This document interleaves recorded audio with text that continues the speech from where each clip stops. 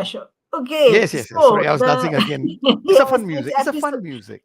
Yeah, it is the fun music. So yes, it's episode 40, and yes, I don't know whether the music would fit or fits or is in line with today's topic, but nevertheless, over Nevertheless, to you. yes. Yeah, Thank you very much. Okay, so thank you all for logging in. Thank you and welcome to the Leadership in Flow Asia episode 40. What is this show all about? This show is where we have a lot of deep conversations with leaders in Asia to understand what are their thinking, their actions behind how they develop their personal growth, their leadership growth, and how that also helps their business growth in that sense, right? And this month, Sham, the theme is collaborative leadership. Yep. And today we have someone very exciting to show us how to do the stakeholder tango. Okay. And Hey, she's none other how do than you tango? How do Yashida. you dance? Yeah, that dance with the Exactly. stakeholders, I right? mean, I Yeah. loved it because when we were speaking with her during the pre-show, she was just talking about how she does it so smoothly, and it was a dance, right? And tell us a little bit more about Yashida, and then let's bring her on. Okay, so our guest for today, to start our month of October off with a blast and a dance, is Yashida Kumari. All right, Yep. and with a very deep understanding of and the working knowledge of corporate communications from Hmm. her days in Shell and then to Johnson's and Johnson where we met. That's during her stint there, and now with Siemens, she's found a way of thinking about how to manage stakeholders. So I'm gonna bring her on, and give me a second while we change this. We do the Sure, usual sure, thing sure. and No change worries. stuff, right? Yeah. Yeah. Okay. No, no. I'm going to demote you. Yeah. Ashok. Yeah. Yeah. Yeah. Go to your rightful place now. Okay, I'm going. Bye. Hi, Yashida. Hi, Yashida. Hello. Hi. Thanks so Hello. much for having me. Thank you for saying yes as usual. And we know that our little Bobby is somewhere around and might be yipping around at any time, but that's okay. We love to have company during our show, and yeah. So thank you for saying yes. And I want to use the hour that we have together. We want to use the hour that we have together to kind of get into your head and figure out how it is that you do that dance that you do. I decided to call it a tango, but because it's that movement of forward as well as going back, right? You need to sometimes, in order to step forward or one step forward, you may have to go one or two steps backwards before we progress. So I'm going to start off with the first question. Okay, so to you, when we were talking about the angle, we were doing our pre-show chat. Um, you seem to you put how you manage stakeholders or what I wouldn't say manage, but you work with stakeholders and you use it interchangeably with collaboration. So how do you think about collaboration? What's the picture in your head? What's the music that you're listening or you're hearing that allows you to dance in the way that you dance in terms of, working with stakeholders, or in your words, collaboration?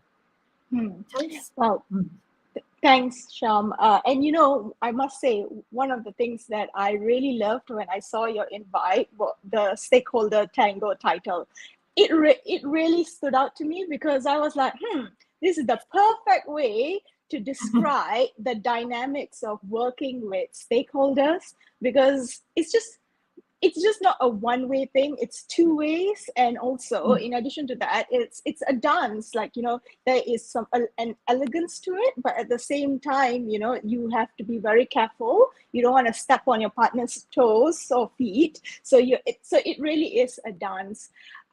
So maybe we can talk about collaboration itself, right? What does it mean? Because it's quite a big, broad term, and everybody likes to throw the word collaboration around.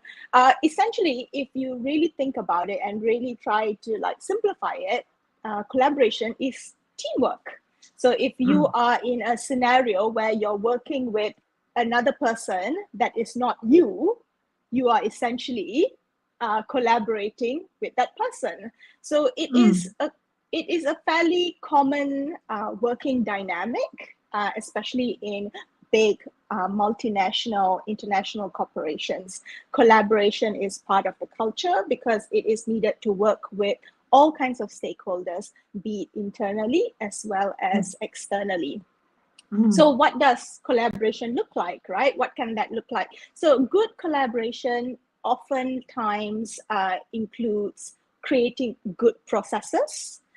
It also creates an environment where there is DE&I, and there is a team culture that is based on respect, trust, and transparency.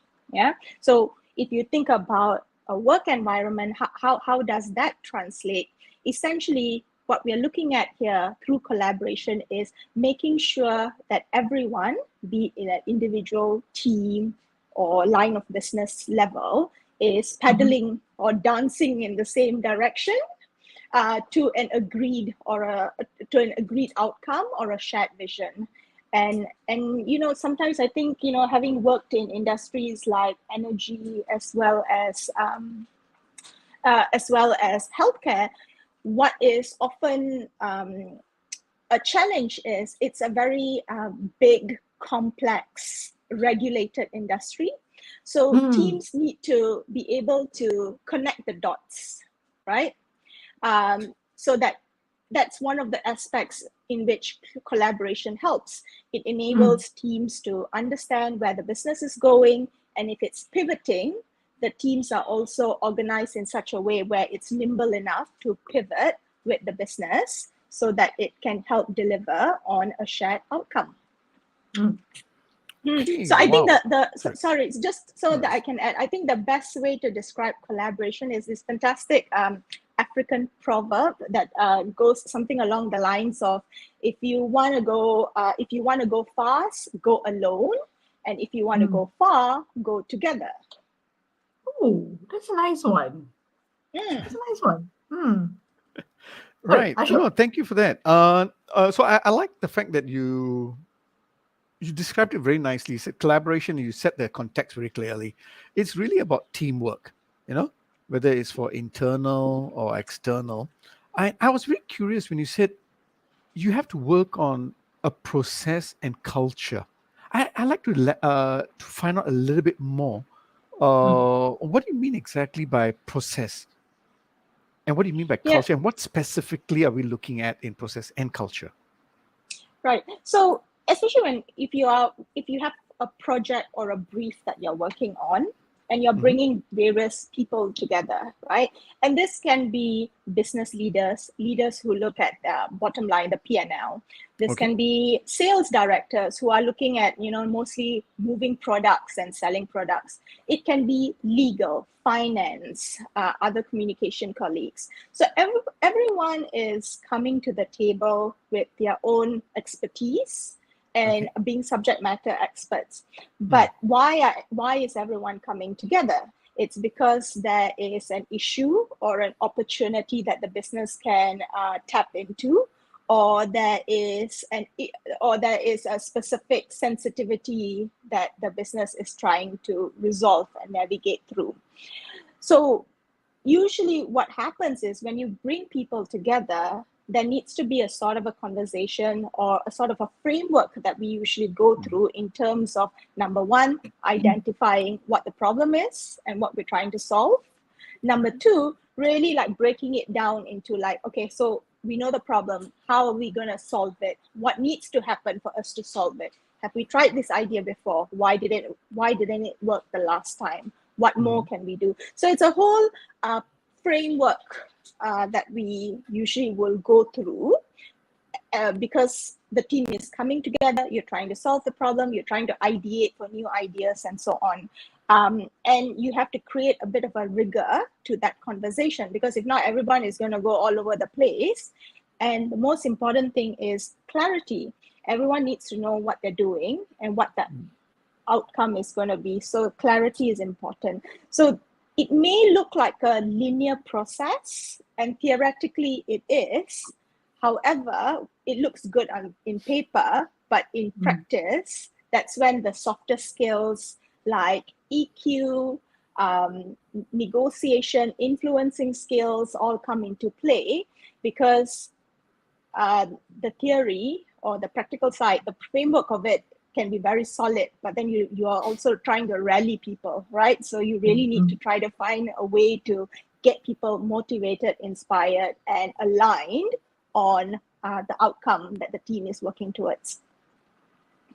Right. And that's on the process. So what I'm hearing from the process, what rang in my mind straight away was the Agile Manifesto. I'm a big fan of the Agile Manifesto, and the first value of Agile always says people and interaction over tools and processes. So when you talked about the framework and the rigor, that's what came to my mind, because it's setting that template, the framework of how to hold those conversations and all. But what is really important is that interaction. And what you said is, what is important is to bring in your negotiation skill, influencing your EQ, to be able to hold people together and dance with them towards a shared purpose, right? Now, would that be about the culture then you're talking about? Or is there anything else I'm missing out on the culture? Because there's a process you talk about, but what about the culture itself?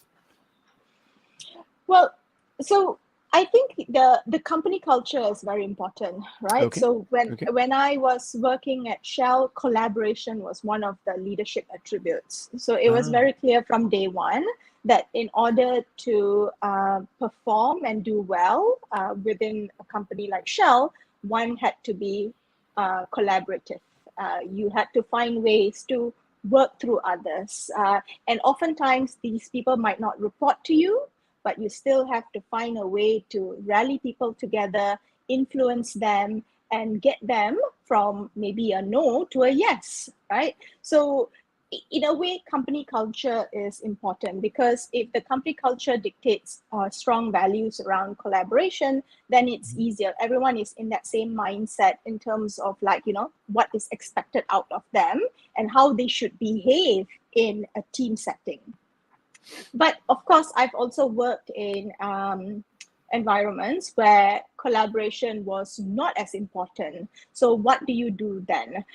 Here's where I feel like, it is very much around building that shared vision, as well as creating a sort of a safety net, right? Where people can have open dialogues, honest, truthful dialogues, especially with me. Because if I'm being the project leader or the main coordinator for a specific work stream, then I need people to be coming to me and sharing with me honestly what are some of their challenges, why can't they contribute to a way that is expected out of them, and so on. So yes, it's easier if the company culture dictates collaboration, but it also doesn't mean that you cannot work in a collaborative manner if the company doesn't dictate that to begin with. Right. Okay. So, so for for some of our viewers, right, who also want to be able to engage with their stakeholders well, right? Uh, Mhm. what are some of the problems that you've seen where people don't manage or deal with or dance with stakeholders well enough? What are some of the problems that you're seeing? What Um, stops them? yeah, I think it can be it can be big and simple things. Let me start with a couple of simple ones. It can be very much around like, being courteous and respectful. You Okay. can be surprised how simple things like just saying thank you to somebody once they have Right. offered an idea, how that makes a difference.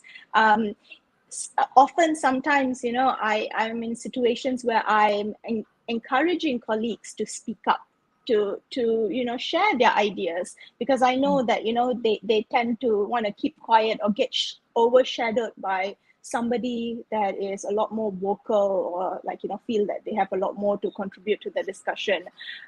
Sometimes just being diligent with follow-ups. A lot is discussed in the meeting, but who's doing the follow-ups, who's staying on top of things. So it can be little things like that, that sometimes people don't pay attention to, but it can make a big difference in terms of how the team dynamic is set, as well as the expectations that's set out from Mm.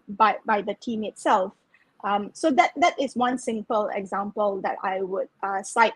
The other thing is also when you work in a collaborative setting, when you are working on like high stake projects and so on, influencing the reality of it is it takes time. You need Yes. to have a lot of discipline and dedication to it. You cannot just try once or twice, somebody says no, and then you're like, okay, he said no, I'm going to back off, right? It doesn't work that way. You have to consistently and continuously try to find opportunities to engage with the stakeholder, find out why this person is saying no or being reticent to a certain idea and so on, and try to find solutions along the way. So this takes a lot of time, it requires dedication, and you need to have a lot of inner resolve, and you cannot give up easily. It can be very frustrating and very draining as well, but this is where you have to really like manage like your energy and your mindset. And this is where I also try to like I like it didn't come naturally to me. It was Okay. only in the last 5 6 years that I realized that if I keep on like trying to approach working with stakeholders the way that I was previously working, which was like like just taking things personally and like trying to like Wow. get things done and not get anywhere and then get frustrated, that was not being helpful. The reality is accepting that working with people can be hard sometimes, and a Wow. certain degree of resilience is required. Wow. I mean, thank you for being so authentic on that, because what you've just shared is a very important key for all our viewers and for all of us, you know. So, what you're saying is, yes, you need to be courteous. You need to see that it takes time. You need to have the inner resolve. But the most important thing you said was you need to accept that it's not easy, you know.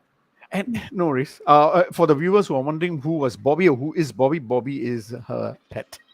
Yeah, my little baby who now wants to be out of the room from me. It happens.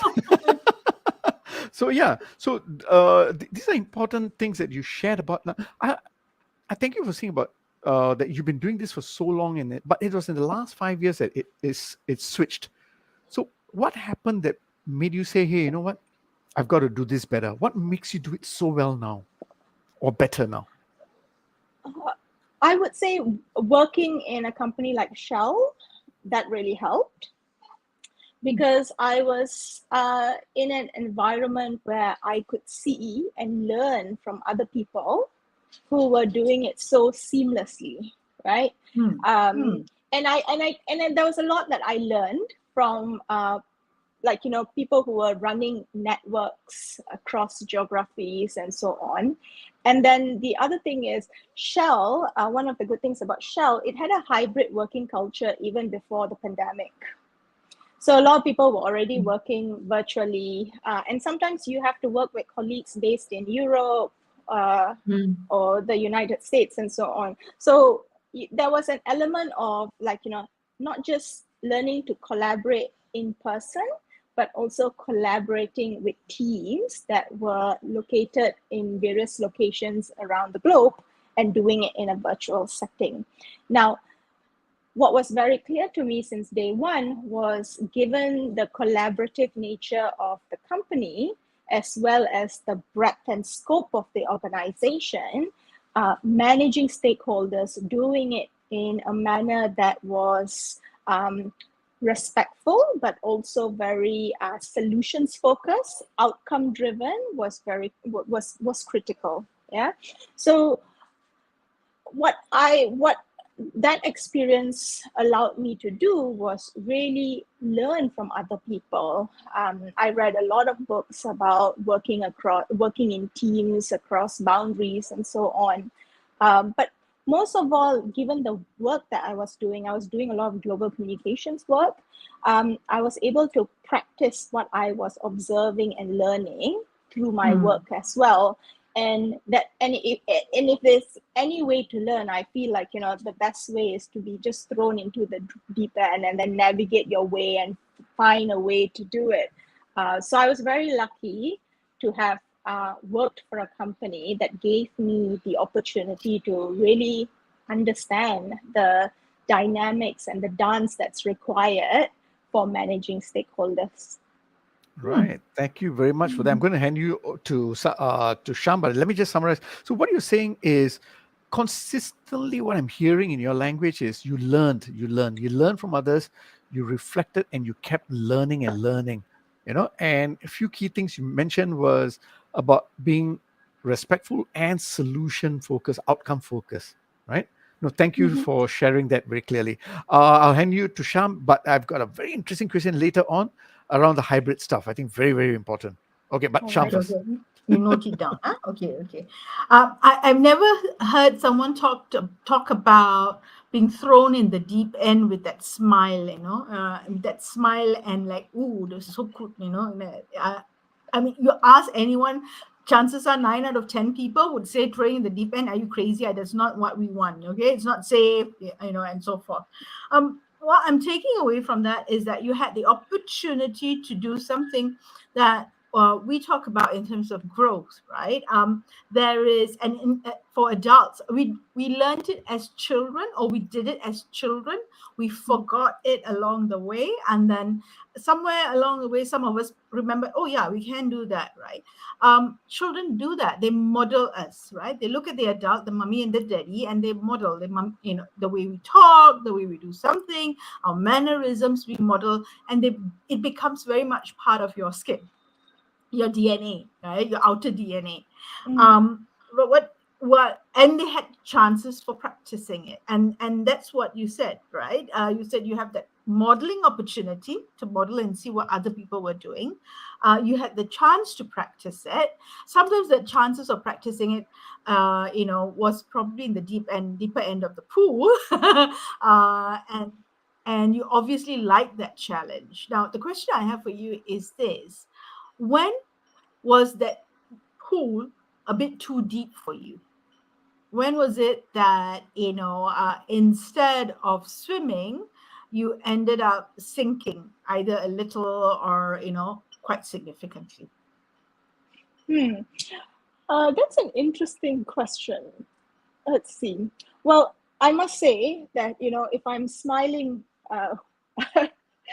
talking about issues or the deep end that I've been thrown into in the past, it's only because I've had the hindsight of time. When you No, look of course. back, Yes. things always feel a bit different, and Correct. because you've survived it, you go like, you know what, I survived that, so it couldn't be that bad. But to your point about when was, to talk about an instant where I really was in the deep end, I would say, I had previously worked in the energy sector for pretty much the most of my career, and then I moved into healthcare. And when I moved, it was also during the time of COVID. Okay. And then I had recently had a baby, so there were like, personal things happening on my side as well, whereby, I wasn't getting enough sleep, and I was just having that transition of being a mother of one to a mother of Mm. two, and navigating work, not just work, but like a new industry, new boss, Mm. new company, and everything. And for me, when I look back, that was that transition period that I really, really struggled with. I think it was simply because I had a lot of things going on personally, and then I was in a new company that was operating remotely, virtually, Mm. which then Mm. meant, like, when I had to go and speak to stakeholders, speak to various people, not many people were giving me the time to, like, to speak with me or educate me, or give me the opportunity to learn from them, simply because Mm. everyone is also dealing with their own COVID issues and just trying to Mm. survive that period, right? So that was really difficult for me, because I've never experienced working in an organization whereby people just had so much on their plate and just didn't have time to, like, be generous with their time or generous with their counsel or advice. So that was really difficult at that moment Mm. in time. But in terms of, like, how did I come out of it? Well, to start off with, what I had to tell myself was not to take things personally. If people don't show up for calls and things like that, that I really cannot take it personally. Maybe something has happened on their side. Maybe they Mm. tested Mm. positive for COVID that morning. I don't Mm. know. So it was a lot of, like, mindset resetting that I had to do on my end to really, like, make sure that I keep up my positive energy up, put things into perspective, and really, like, try to, like, focus on what I could control and not think about anything else that I couldn't could had no control over. Mm. The other thing that this experience really taught me was also the importance of prioritization, because after, like, things went back to normal, suddenly I had everybody knocking on my door to say, oh, we need help here, we need you to do this, and you to do Mm. that, and so on. And that's why it became like, I was suddenly from one extreme where nobody wanted to talk to me, to the Mm. other extreme where everybody were coming to me for some sort of help. And but then also that meant that I had to learn to, like, be very clear on what some of my strategic goals were, and how I was leveraging my time to help the stakeholders around me, so that, it was a win-win situation for both of us. I was Mm. achieving what I need to achieve, but also I was helping somebody else achieve their goals. Mm. Okay. So I got a couple of C's that I took away from what you're saying. So when changes are constant and when collaboration becomes a little bit more difficult, right? One of the things that you said was when changes were just kind of happening, right? Then it's going to be a little bit more difficult to anchor to what is that one thing or results that you wanted to do. That's change. Being able to connect at a personal level and then parachuting into a role during COVID did not help that, right? To give Mm. you that ability to connect with an individual or your stakeholders at a personal level. And I remember in our pre-show chat, you talked about how that is one of the things that was significant in your ability and your success and your performance in collaborating or working with stakeholders. Can you tell us a little bit about that connecting? And I'll come back to recap in a bit because I want to just dive in a little bit. You said that Mm. connecting that personal connection, knowing people, ability to connect beyond just the title, but getting to know them a little bit more helps you collaborate better. Can you tell us a little bit more about that? Mm. So I think the thing is, like, in most work settings, right? Mm. Um, there is your professional self, and then there is your personal self, right? Some people can very well they're very good at segregating. Like, at the office, there are like a different, like they're like one type of personality, and then when you meet them in a social setting, they're suddenly very friendly and open and hospitable, and then you kind of like, you walk away going like, I'm so confused over these two personalities that I've had to like recalibrate in my head. So that one of the things that I try to focus on as part of building connections, because one of the things that I have to do in my role as a communicator is also building bridges, right? Building a bridge between the organization with an external stakeholder, or internally when I'm bringing people together, acting as a bridge between different teams, different personalities, and so on. So what I find really helps is having that personal relationship, getting to know people for who they are, like what makes them tick. If they're getting out of bed in the morning and coming into work, why do they do it? What is the motivation behind it? And it's usually quite interesting. Like, what I try to, well, you'd be surprised that, if you can remember the person's partner's name or the child's name and so on, these type of things really make a difference in terms of like, connecting with somebody else. And it's not to say that you're doing it in an insincere manner or something like that. I'm generally curious. I want to know, right? And often, like, you'll find out that you have a lot of commonalities, especially like, I have young children. When I talk to other people with young children, we all gripe about, we didn't sleep well last night. That is enough to be the icebreaker in any conversation. And then when you have to get down into business, things become a lot more easier and smoother. It doesn't mean that the conversation gets any easier and everybody is agreeing with each other, but it just means that, you have established that common grounding.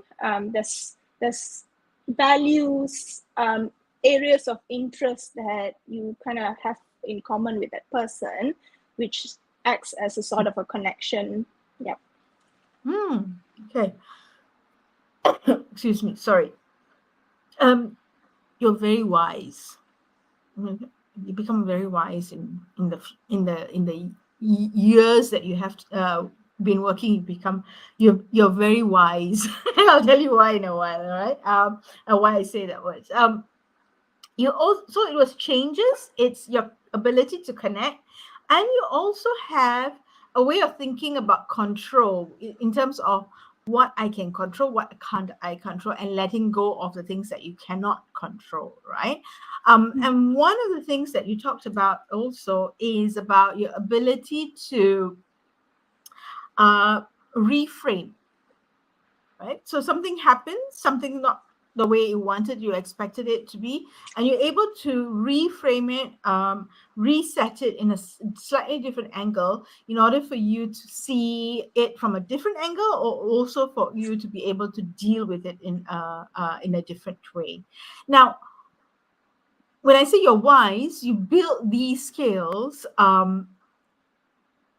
in the experience that you have. You've built it. One, I suspect you also built it very consciously.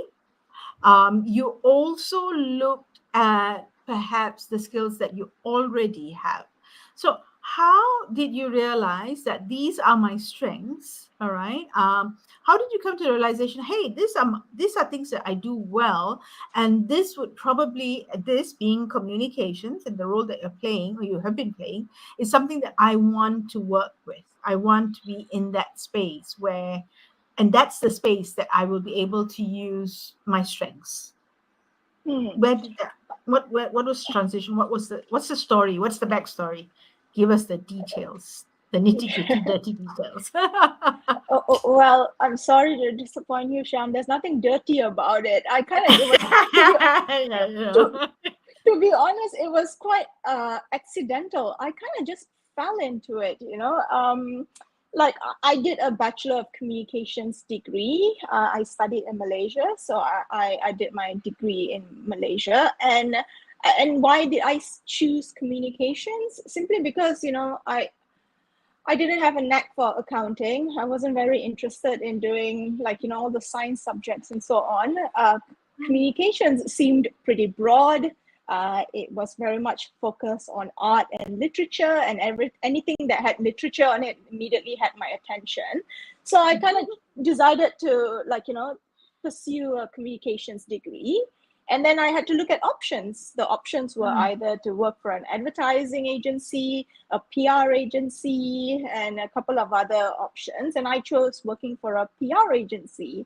And as I started working with different clients, and that's one of the things I really like about starting off a career in a PR agency, because at a very important stage of my career, I was able to work with a wide variety of clients on a wide variety of issues, right? And it really got me thinking in terms of, business issues, reputation issues, as well as the need for these companies to be in existence, because they are servicing the customer in terms of a product or a solution or so on. But then these companies also come with their own baggage and issues and so on, right? So how do you act as that bridge in terms of helping companies as well as customers navigate around this a sort of a dance, if you may call it, in terms of supply and demand? And I thought, it was something that I was really interested in exploring further, and it also leveraged my skills, which was looking at people, observing people, really trying to understand what makes people tick the way they do, and so on. So in a way, I kind of just fell into communications, and then kind of learned along the way, picked up skills. And so here I am. I must say, there was no long-term goal. I didn't wake up one day and say, hey, I'm going to be heading the communications function for a company. I kind of just fell into it and then went with the flow. And and I think the other thing is, I was very lucky to have mentors and sponsors who helped me along the way. Whenever I thought things were not looking good, or my career was stagnating, I was very lucky to have people around me to help me out and help me see things differently, or even give me feedback that allowed me to improve myself, to set myself up for the next role. Okay. And you can't, and because we've had several conversations through the last couple of years, you're very conscious. You do that deliberately, right? And when I say deliberately, I mean that in the best way possible. That it's very deliberate, very consciously, that you're looking at, am I stuck? Am I stagnant? Who can I go to get unstuck and and start moving, get a little bit more fluid. Now, when you and I get you where even for me, I did not choose a certain career path. I just kind of fell into it, right? What was inherently a strength that you had that kind of made it easier for you in the journey? All right, what were things that you had to pick up, and what has been the results, the significant business results that you have seen through the years, because you've sharpened those skills that you originally have, or you came with, and you picked up skills? What business results have you seen happen? Well, one of the things that I've really had to work on over the years is this whole idea of being comfortable with being uncomfortable. And what I mean by that is, especially when you work in a big multinational company, there's always changes, reorganizations are happening. There's M&As. So one day the business is going this way, and then the next day there's a shift in strategy, and then you suddenly have to drop what you were working on for the last 1 year and start focusing on the new thing. So change is always happening, and you cannot get. So what I've really tried to develop is this inner resilience to come to terms with the fact that, if I want the type of career that I want, working for the type of companies I want, the reality is I cannot get too comfortable, because things are going to change. Nothing is stagnant, right? So that has really helped me in terms of working with teams as well, because I bring a lot of flexibility in terms of how I work with people, manage people under me, as well as looking at results that we need to deliver, right? How do you tell people, oh, sorry, the things that you were working on for the last 6 months is no longer relevant. We've have to put that in the back burner, and now we're moving into something else. So what is that art in which you communicate bad news, and how do you still do it in such a way whereby you inspire and motivate people, and most of all build this culture of still people realizing that, right, we things may have changed, but we are doing it together, and we are working as a team together. I'm not going to be straddled with a piece of work that I have no capacity to do, because everybody else have dumped it on me, and so on. So building that culture that within that team itself, so that they know that no matter what happens, we are working as a team and we are working towards a common outcome. That's very helpful.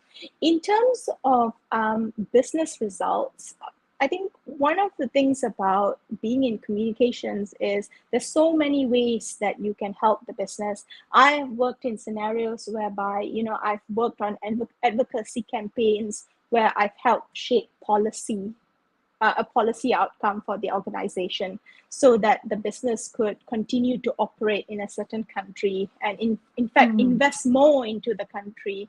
I've also worked in crisis communication teams whereby we are locked up in a room, and we are in crisis mode, and we are trying to find a way to work with various stakeholders internally and externally to ensure that the company is in a position where it's communicating in a very transparent manner around an issue that's happening.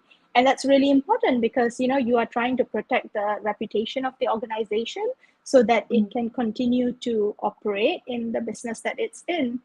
And I think the other thing that's very important to note around DE&I is, when you work in these type of teams, it's also important to bring in different perspectives, because diversity of thought is very important.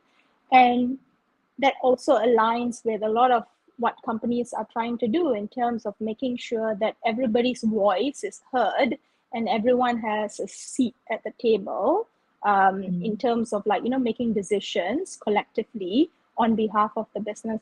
So I would say it's not just that reputation and the commercial goals, but it's also the internal team culture. Wait, let me just turn on my light. It's suddenly gotten really dark. There you go. Yep. That time of the year. You mean the time of the day?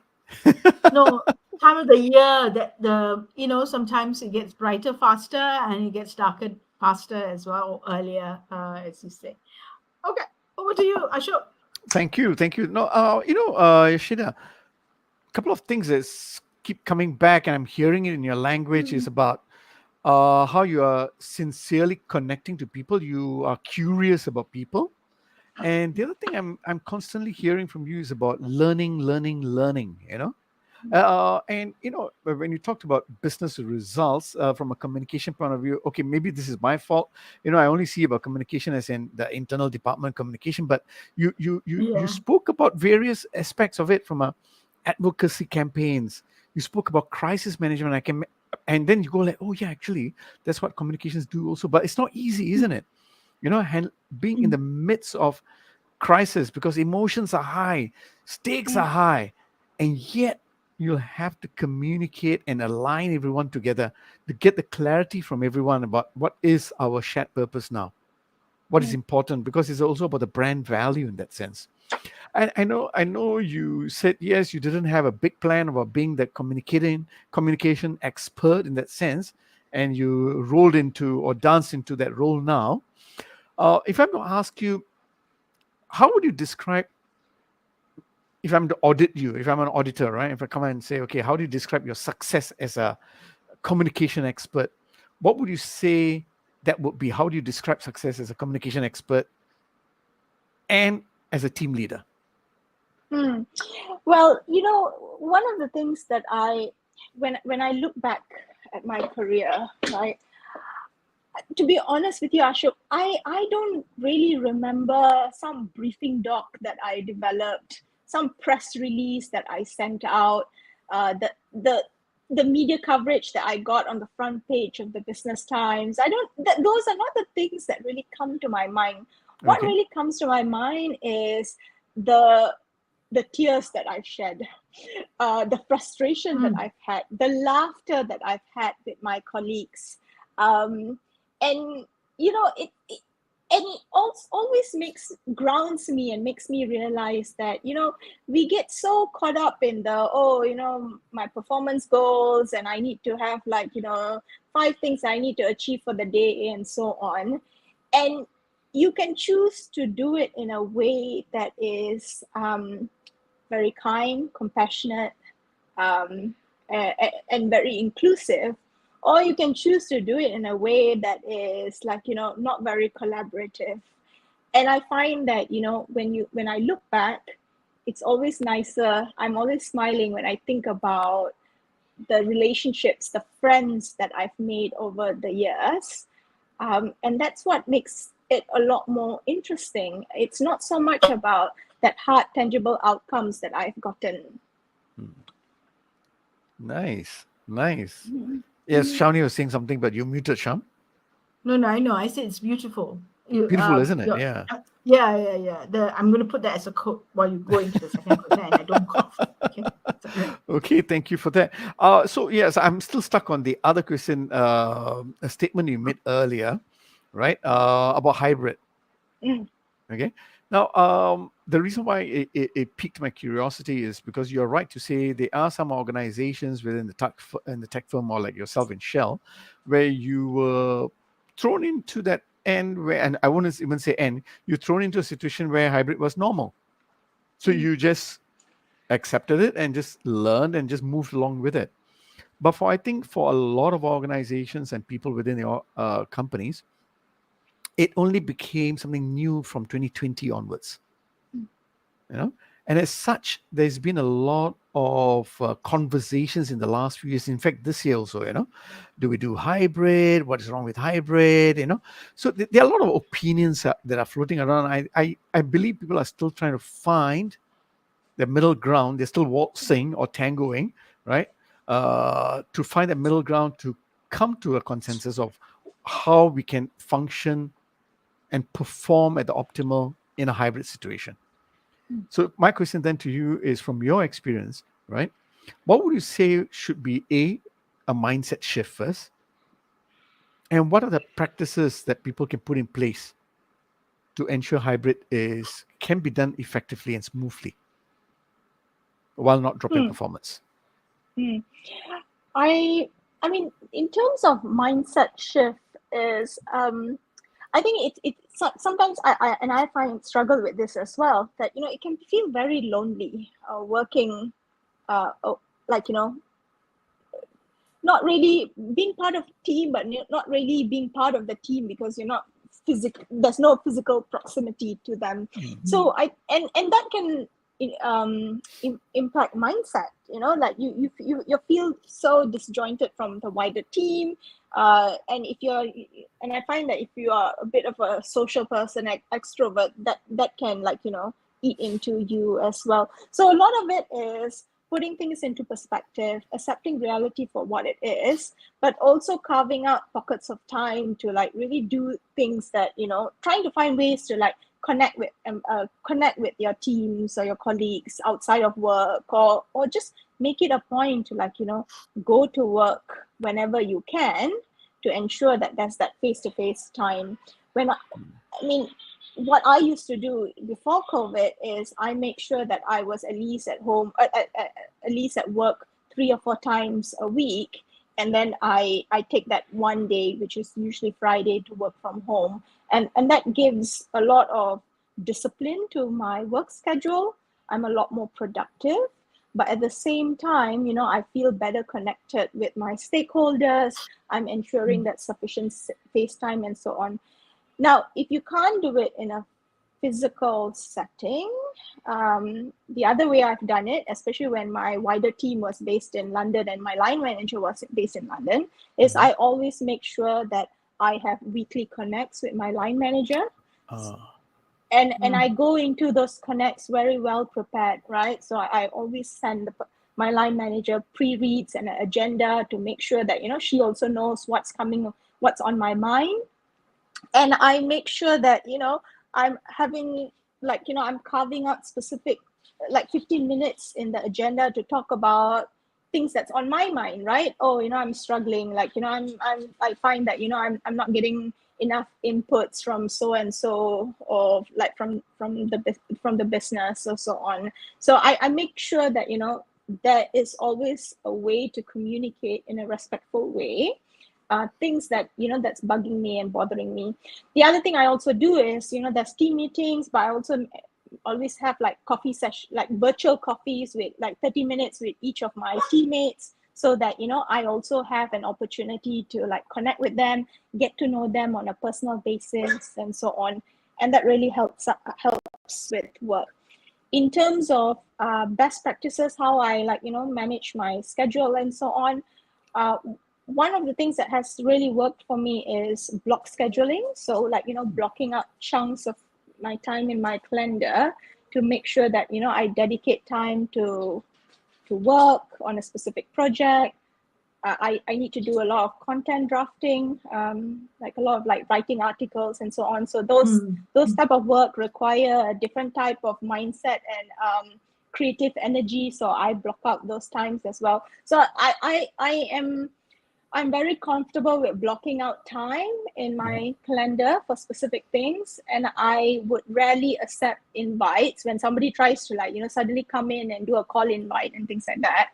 I really relook and see whether I really need to take that call or do that engagement at that moment in time, because it interferes with something else that I need to be doing. Okay. So you draw certain boundaries for yourself, and it's quite clear that way. Interesting. Yeah, sometimes I'll just tell the person, is this an urgent meeting? Because at this time I need to be sitting down and working on an article, and I'm sorry, I cannot just suddenly cut halfway through and do this call, because then it spoils the whole flow of what I need to be working on. Yeah. So a lot of it is also you have to be honest. You have to tell people what you're working on, and also do a bit of an education, right? This person that you're speaking to, most of the time, nobody has written an article before. Or the way I'm trying to write it, at least. So they also need to know that I have a thought process, and if it's not urgent, I'm happy to speak before I write the article or after I've written the article, but just not in the middle of writing the article. Right. No, I like that because what I'm hearing is, be it hybrid or you are very focused on deliberately connecting with people and communicating with clarity, expectations. So that's why even with your boss, you'll send the pre-reads, the agenda, and even carve out the 15 minutes to talk about your personal concerns or issues. And that's how you also block off certain timings, block scheduling, right? In that sense, right? To look into what you need to do, prioritize your work, and you communicate that clearly also. So it's about being very clear about your timing, being disciplined about that, and also deliberately connecting with people. So thank you for sharing your thoughts and experience in this area. Now, I know you talked about important to connect with stakeholders at a personal level, and I remember many years ago I had this issue with one of the external stakeholder with a different company, and whenever we met up with her, she was always difficult. And there's one time I went there, she was looking very sleepy, tired, and I was just curious and I asked her why. And then her colleague said, she was staying up whole night watching the television program 24.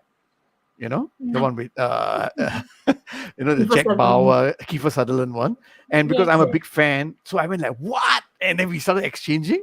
And then funny thing is, ever since then, the relationship became so much better because there was a connection. So, what are some of the myths that people have about working with stakeholders?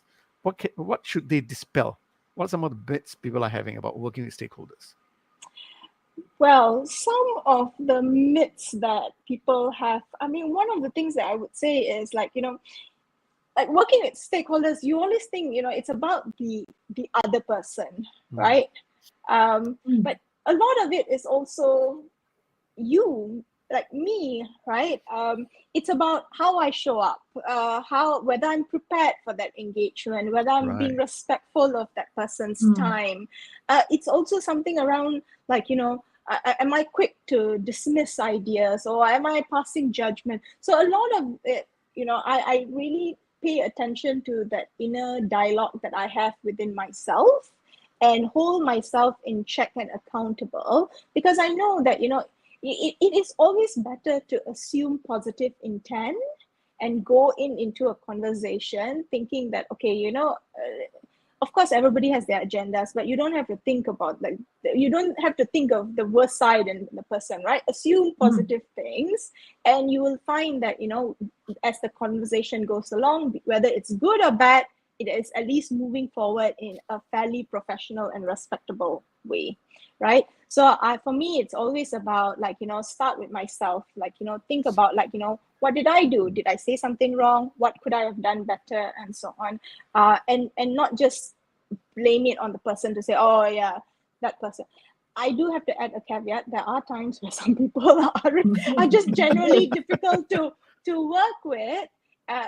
But that's also an exception, right? It doesn't. It happens, but it's not as common as you would think. Because I don't think anybody gets out of bed and say, okay, how can I make somebody else's life difficult today? Everybody wants to do something meaningful with their time and their life. Yeah. The other thing I would say is, when you work with stakeholders, it can be quite serious. You have a problem or a crisis that you're trying to solve. But I find that it helps if you spend a bit of time, you try to.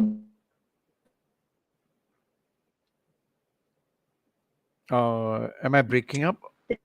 No. Teams, It's like, I think it's a little bit. nobody wants to be around somebody who is all stressing out and so on. So it's just nicer to bring a bit of humor to the work. Yeah. Right. So what I'm hearing is some of the myths, right? Number one, it's not about the stakeholder itself. A lot of it is about you, about being clear about your inner dialogues that you have. Don't bring your judgments into the table, right? It's about being prepared, right? And trust about positive intent about people, and have fun along the process, right? Thank you very much for that. Sham, over to you. I get to ask the last question. Okay. Yeah. I get to ask the last question, and it's a question I like because so and when people talk about, so this is a question about books, right? And you're a reader. I mean, if anybody has noticed, there's this stack of books at the back with your shelf. Yeah. There. And typically the question would be, so what's the book you're reading about? And generally the answer that comes out would be a non-fiction book, right? But you chose, or you have been choosing, a lot of fiction books to read, right? And so how has that helped you? Tell us and tell the readers. And I love it because I think, well, I have my reasons. I think there's lots to learn from fiction books. So how has fiction books helped you become better at collaborating, at working with stakeholders, doing that dance with, your different partners, right? Yeah, and doing it well, because usually we do a dance with one partner, we figure out their style, and then we become very, very good at it as a pair. But here you're working with different dance partners and doing it well. So how do fiction books help you do that? Yeah, I think one of the big ways is, when you read fiction stories, right? It helps you with empathy and imagination. I mean, if you're able to put yourself in the shoes of the main character in the book, and imagine the trials and tribulations that this character is going through, you're very likely to be able to put yourself in the shoes of the person in front of you who is talking to you about an opportunity or a challenge or an issue and so on, and really look in terms of the multifaceted dimension of, right, so what is this person saying? What is this person feeling? What is he or she saying, but also not saying? What are some of the underlying messages that's being conveyed through this person? And I find that, that's one of the things that fiction books has really helped me, that, you go into a world, this make-believe world with characters that can be quite boring, or characters that can be quite crazy, and you are, every night when I'm reading my books, I'm transported into different worlds. And during the day, I am then able to put myself into the shoes of people who I'm working with and really understand what is their inner motivation, what drives them, and find ways that I can work better with them. So that's one of books have given me many gifts in my life, but professionally, this is the one gift that I would say it has given me. Very good. Nice. So that brings a very nice finish to our conversation today about dancing Stakeholder Tango. Thank you for saying yes and being on the show with us, Yashida. Do you have any last words or any last thoughts that kind of like, it just popped up and I want to share that, or any last thing that you'd like to share with us and our viewers before we close for tonight? I would say that, we all have to work with various people, whether we like it or not. That's just the nature of doing our jobs and doing it well. And I would say my advice would be, just don't get too hung up over what you can and cannot do, and be kind to yourself. Don't beat yourself up if you said the wrong thing, or mistyped an email to a client or a business partner. Things happen, and life is just too short to get bogged down with all the small stuff. Just try your best and enjoy the journey. I think if you keep an open mind with working with people, there's a lot of things that you can learn about others and yourself. Don't sweat the small stuff, isn't it? Very good. Thank you so much, Yashida. Thank you very much, Yashida. All right. Thank you for having me. This has been fantastic. Great. Thank you. Great.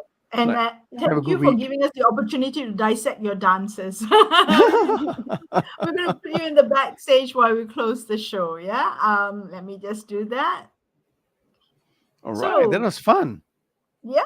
So that was our first dance. leader for October, right? Collaborative leadership, and she started the whole momentum, the Stakeholder Tango. Now we're all excited about our next guest. Yeah. Next week. Yep. And what kind of dance that would be, right? In terms of collaboration and how we're going to. So this month is about talking about this word collaboration, because as Yashida said, it's been something that's talked about. It's almost becoming trendy. But what exactly is collaboration, and what are elements of it and facets of it? So that's what we are going to do this month. Ashok, as usual, it's good to be back hosting this with you. Thank you for doing this with us. With everyone who joined in. Thank you very much. We'll see you next week. We'll see you next week. Same place. All right. Have a fun